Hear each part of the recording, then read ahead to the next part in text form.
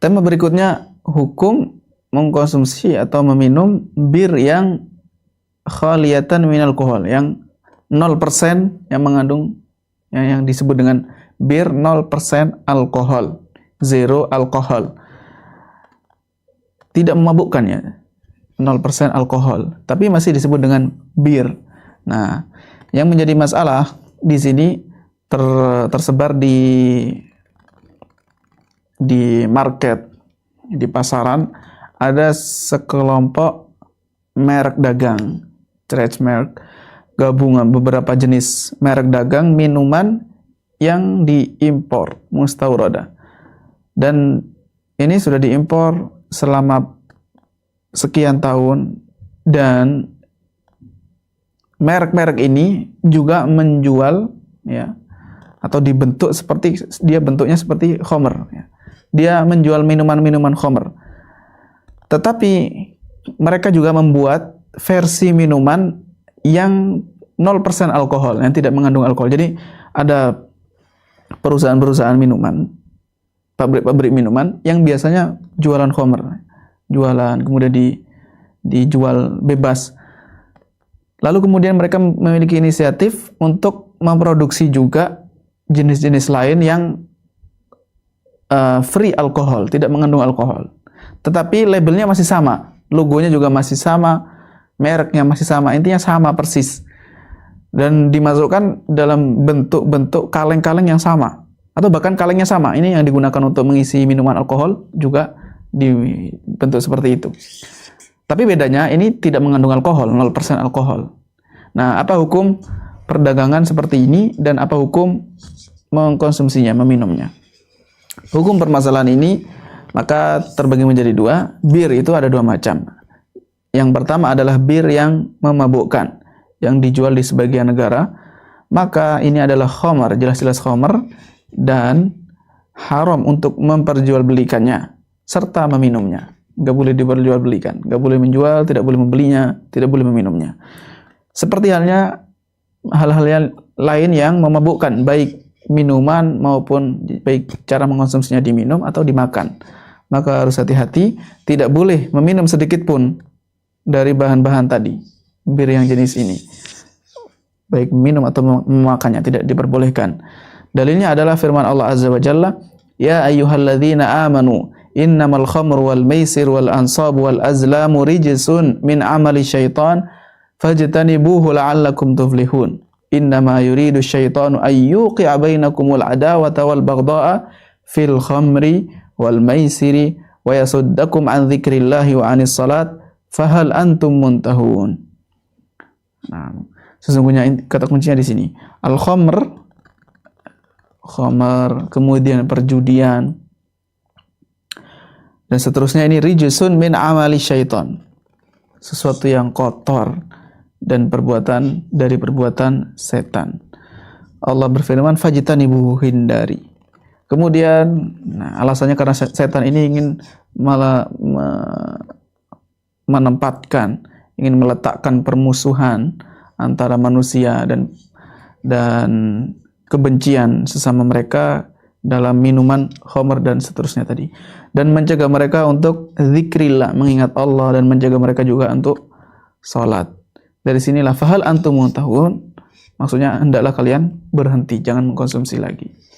Dari sini maka khamr diharamkannya. Dan khamr adalah sesuatu yang memabukkan, yang menghilangkan akal, menghilangkan kesadaran. Itu disebut dengan muskir ya, khamr. Dalilnya juga dari hadis diriwayatkan oleh Abdullah bin Umar radhiyallahu anhu, Nabi sallallahu alaihi wasallam bersabda, setiap yang memabukkan adalah khamr, dan setiap wa kullu muskirin haram, dan setiap yang memabukkan itu haram. Dalam hadis yang lain Abdullah bin Umar radhiyallahu anhu, Nabi sallallahu alaihi wasallam bersabda, sesungguhnya Allah melaknat khamr, khamrnya dilaknat, kemudian peminumnya dan orang yang memberinya minumnya, yang ngasih minum, wa asirha, orang yang memerahnya, karena khamr ini kan prosesnya adalah buah diperah dulu, wa mu'tasiraha, ya, wa mu'tasira, orang yang memerah maupun orang yang meminta, atau yang untuk siapa, ya, diperahkan untuk siapa, wa hamilaha, dan orang yang memikulnya, membawanya. Jadi setelah diperah dibawa ke suatu tempat, orang yang membawa juga mendapatkan laknat. Wal mahmulatu ilaihi, dan tempat atau orang yang menjadi tempat penampungannya, orang yang menampung hasil perasan tadi, bukan perah ya, kalau perah itu susu, ini diperas, buah-buahan diperas. Wal mahmulatu ilaihi, orang yang menampungnya. Wa bai'aha, Allah melaknat orang yang menjualnya. Ini semuanya karena khamar itu muannats. Lafaznya mudzakkar ya, lafaznya mudzakkar tapi secara makna dia muannats. Wa mushtariha, dan orang yang membelinya. Wa akila thamaniha, dan orang yang memakan hasil keuntungannya. Dilaknat semuanya. Semua yang berkaitan dengan khamar dilaknat, menunjukkan bahwa jadi saking detail disebutkan seperti ini, berarti benar-benar harus dihindari. Juga diriwayatkan oleh Aisyah radhiyallahu anha, Nabi sallallahu alaihi wasallam bersabda, setiap minuman yang memabukkan maka itu diharamkan. Baik orang tersebut memberi nama khamar atau tidak, apapun namanya. Jadi ilahnya adalah syar askar, muskir, sesuatu yang memabukkan, menghilangkan kesadaran akal. Hadits ini diriwayatkan Bukhari dan Muslim. Kemudian dari Ummu Salamah radhiyallahu anha, beliau berkata, Rasulullah sallallahu alaihi wasallam melarang setiap yang memabukkan dan muftir kulli muskirin wa muftir, yaitu yang mengakibatkan futur, yang membuat lemah. Ini khamr juga. Wa yahrumu syurbul katsiri wal qalili minha. Kalau sudah memabukkan maka baik meminumnya sedikit ataupun banyak juga diharamkan. Mau minum sedikit misalkan sudah jelas ini memabukkan. Saya mau minum setengah sendok saja. Ini dilarang juga, haram. Bahkan walau qatratan wahidah, walaupun satu tetes. Sebagaimana diriwayatkan oleh Jabir bin Abdullah radhiyallahu anhuma, Nabi sallallahu alaihi wasallam bersabda, "Ma askaru katsiruhu fa qalilu haram." Sesuatu yang jumlah banyaknya jika dikonsumsi banyak memabukkan, maka sedikitnya juga diharamkan. Hadits ini diriwayatkan Tirmidzi. Lalu jenis kedua, jenis yang kedua yaitu bir yang tidak memabukkan. Karena tidak memabukkan maka halal. Karena hukum asal dalam setiap makanan dan minuman dan pakaian juga adalah halal. Sampai boleh dipakai, boleh dikonsumsi. Sampai ada dalil yang menyatakan bahwa itu haram. Sebagaimana firman Allah Azza wa Jalla, "Huwallazi khalaqa lakum ma fil ardi jami'a." Ini sudah diulang-ulang ayat ini ya, yang menunjukkan bahwa hukum asal segala sesuatu adalah halal, diperbolehkan. Dan bir masuk dalam kaidah ini, maka hukumnya halal, boleh bagi seseorang untuk mengkonsumsinya, kecuali jika orang tersebut yakin, kita yakin bahwa ini memabukkan. Kalau yakin itu memabukkan maka diharamkan.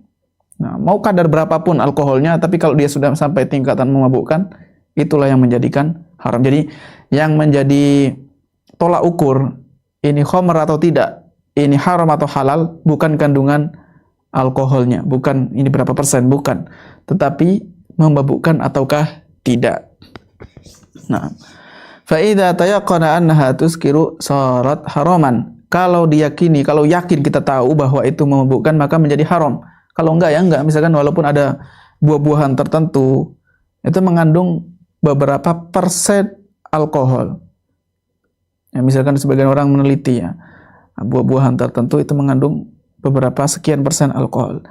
Tetapi jika mengkonsumsinya tidak menyebabkan memabukkan, maka ya diperbolehkan karena itu bukan khamr. Dan tercampurnya sedikit dari khamr dengan makanan atau minuman, jika tidak mempengaruhinya secara rasa, warna, atau pengaruh lain termasuk aroma, maka tidak mengubah hukumnya yang awalnya mubah menjadi haram. Jadi bercampurnya benda yang halal tadi dengan khamr yang sedikit, saking sedikitnya tidak merubah sifat-sifatnya, tidak memiliki efek apapun, warna, rasa, aroma, atau pengaruh lain, maka tidak bisa mengubah hukumnya menjadi haram.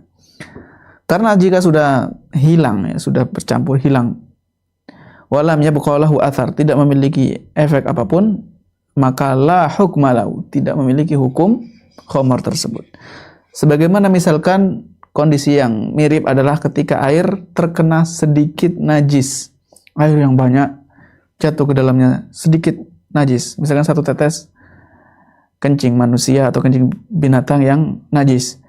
Ketika ada yang satu tetes tadi masuk ke dalam air yang jumlahnya banyak dan tidak mempengaruhi apapun, tidak mempengaruhi, tidak merubah aroma, warna, dan rasa, maka hukum air tadi masih tohurun, yaitu tohirun dan mutohir.